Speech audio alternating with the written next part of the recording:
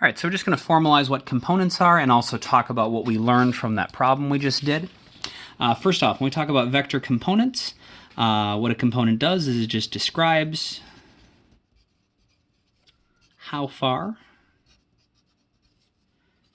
a vector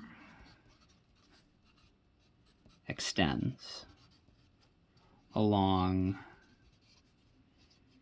a single axis.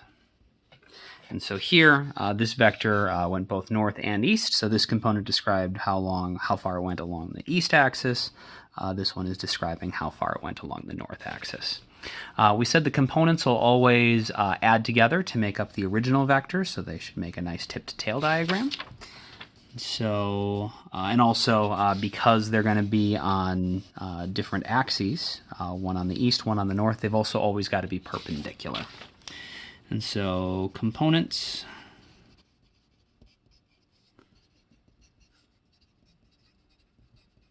will always be perpendicular. And the components will add together in a tip-to-tail diagram.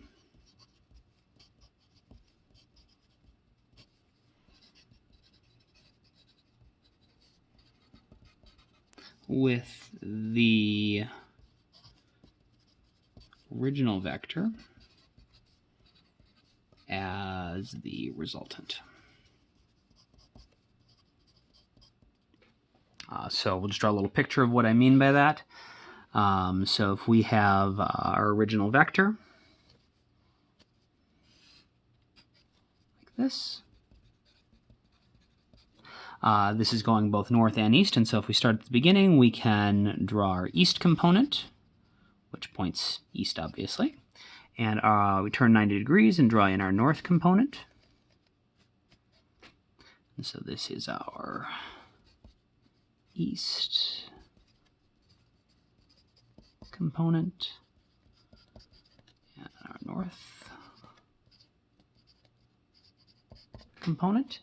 And we can see they are perpendicular to each other. And so each of our components describes how far the original vector is going, either east or north. They're perpendicular to each other, and they add together with it as a tip-to-tail diagram, making the original vector as the resultant. One of the places the components are useful is for adding together vectors that are not at 90-degree angles. And so we'll just write up some rules quick. Adding vectors that are not at 90 degrees. So this is going to be like the problem we just did. So the first thing we did is once we got our tip-to-tail diagram drawn, we had to add components to this vector, this 11 meters, because it was not already pointing north, south, east, or west. So because it wasn't pointing north, south, east, west, it wasn't going to make 90-degree angles with everything else, and so we added components so they would make all those nice right triangles for us. So draw the tip-to-tail diagram.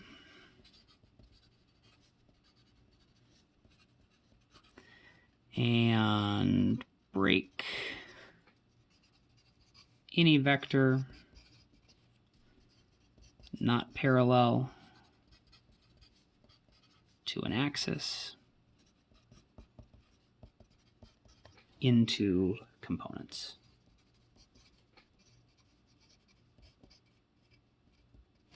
Then the second step, we sort of lucked out. Our resultant, because we did that, wound up being part of a right triangle.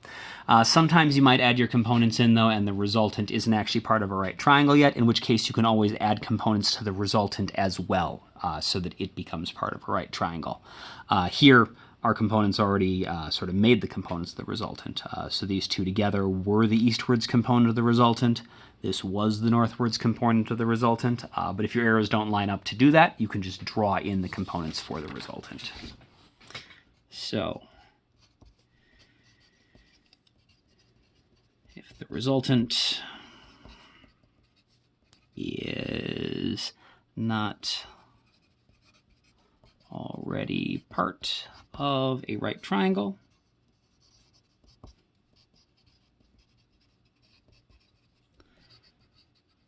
draw in its components.